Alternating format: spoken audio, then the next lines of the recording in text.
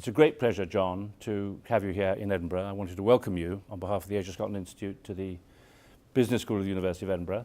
I know that you've come here from a previous engagement, like you in Shrivenham, to Edinburgh, and you're off to Istanbul tomorrow, so we appreciate that. To talk about the two crises that are interlinked. Syria, that of course you know well, as the UK's special representative to Syria, and the related crisis also involving the Russians in the Ukraine. And I wondered if you could just give me a short feel for the topics you're going to touch on shortly when the auditorium fills. Well, thanks, Roddy. These are the two big crises facing the UK and the world right now. I'm actually personally responsible for the work on the Syria crisis, which has been the most serious crisis in recent years, for a number of reasons. One, it's the biggest humanitarian crisis in the world, but secondly, there is a growing terrorist threat which affects us here at home, as well as our allies and interests in the region, and the destabilization of neighboring countries.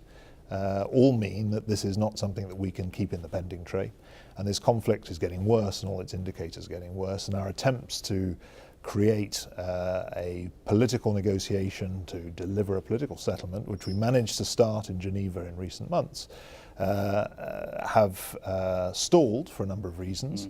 And to try and unblock that, we wanted to engage in further dialogue with Russia. And then this crisis over the Crimea and Ukraine has come along.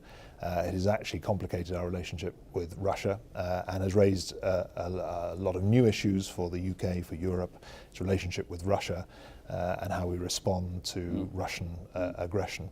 So I want to tie together the two crises, talk about what's at stake, give some idea of what the UK is doing, because we're very active on both of them, and to try and come up with some constructive ways forward in the months ahead.